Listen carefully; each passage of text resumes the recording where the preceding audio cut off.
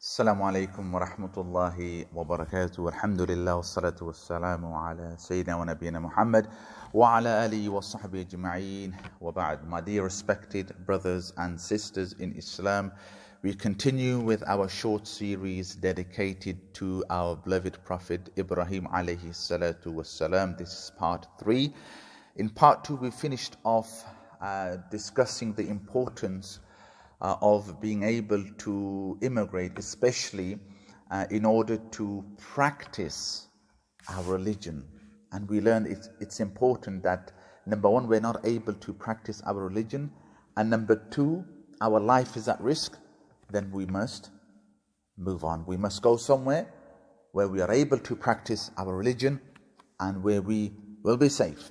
So we continue then with the tests and trials that Ibrahim alayhi salatu wasalam experiences throughout his life. We learn from the life of Ibrahim alayhi salatu wasalam that his journey continues with marriage to Sarah. And this happened in Egypt. And then the leader, he tried to seduce his wife. The wife of who? Ibrahim alayhi salatu wasalam. Another trial to Ibrahim alayhi salatu wasalam. He captured her and he was going to do the worst possible sin with her. And Ibrahim alayhi salatu wasalam, he's sitting down on one side. He's worried, but he has complete trust in Allah subhanahu wa ta'ala. He's making dua to Allah subhanahu wa ta'ala, and his dua is accepted. As the king was about to approach his wife Sarah and commit the worst possible sin with her, he becomes paralyzed and he's not able to harm her. The story continues with Hajar. She was a new revert, and now there's 3 of them. There are now 3 Muslims living in the world: Ibrahim alayhi salatu wasalam and his wives Sarah and Hajar. May Allah's peace be upon each and every prophet and their wives, Sarah and Hajar in this case. So Ibrahim alayhi salatu wasalam, now he's reached the age of 80, and a new set of laws have been revealed. A new set of laws have been revealed. A new Sharia has been revealed. And one of the laws, that he will need to circumcise himself. Imagine an 80-year-old man who's going to circumcise himself. And this is a sunnah that has continued. The Muslims and the Jews and the old Christians, they would also get circumcised until Paul came, as they called Saint Paul, and he abrogated this ruling. He got rid of this ruling. He said there's no need for us to circumcise. So a new Sharia revealed to Ibrahim alayhi salatu wasalam, and Ibrahim alayhi salatu wasalam circumcises himself. His work continues, his dawah continues, but he's getting old. He's now 80 years old. So he makes a dua to Allah subhanahu wa ta'ala. He makes dua for progeny.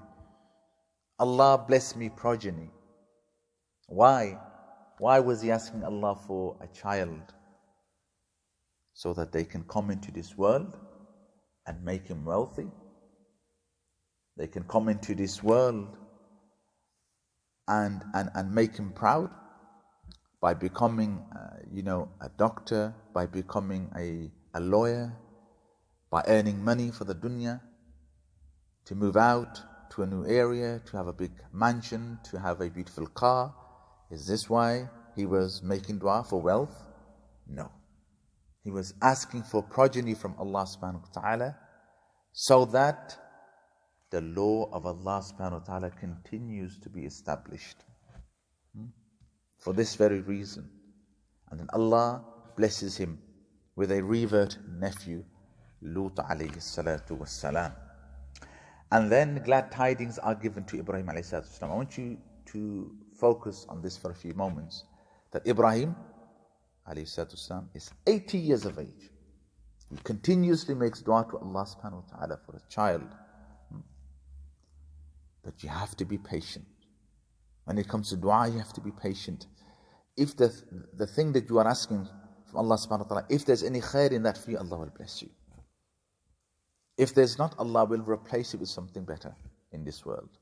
And even if that doesn't happen, Allah will give you something far greater in the akhirah. But you have to be patient. You must be patient. So he makes dua, he makes dua, he makes dua, and then Allah subhanahu wa ta'ala, He blesses him.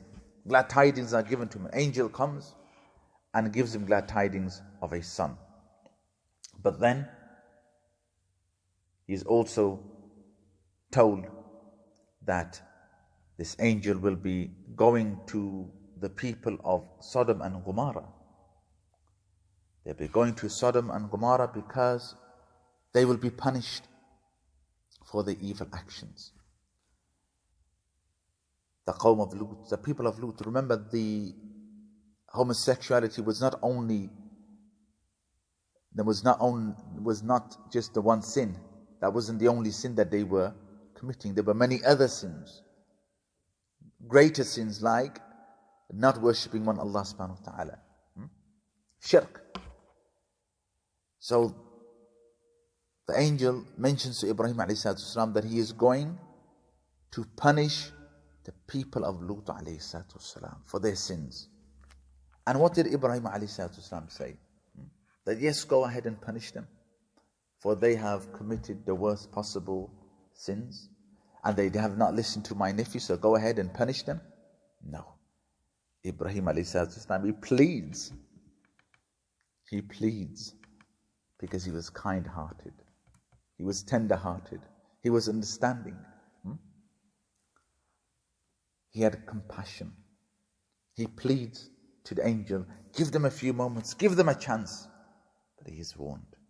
He is told that no, once Allah's law is decreed, once it's passed, there's no going back. Another lesson we learn here from the beautiful life of Ibrahim alayhi salatu is that how do we view sinners? We criticize them. We try to expose them.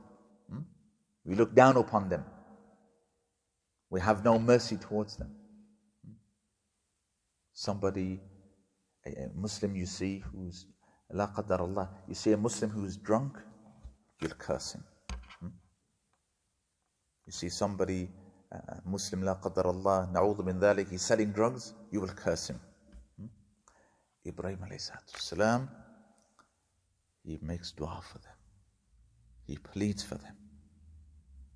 And we learn from this very important lesson, that when we see that a Muslim is doing something wrong, any individual is doing something wrong, we should pray for them. And we should accept them with open arms. When somebody comes into the masjid, okay, and there are many Muslims who come to the masjid for the first time, and they don't know the rulings of the masjid.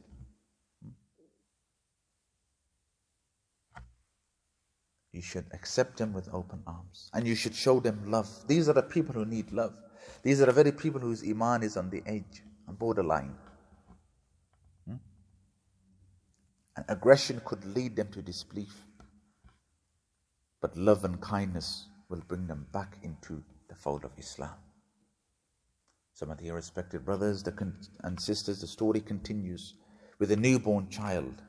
Ibrahim alayhi salatu wasalam is blessed with Ismail alayhi salatu wasalam.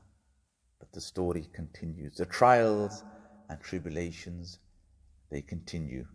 We will continue with part 4 بإذن أقول قولي هذا وأستغفر الله لي ولكم ولسائر المسلمين فاستغفروه إنه الغفور الرحيم فجزاكم الله خير. السلام عليكم ورحمة الله وبركاته.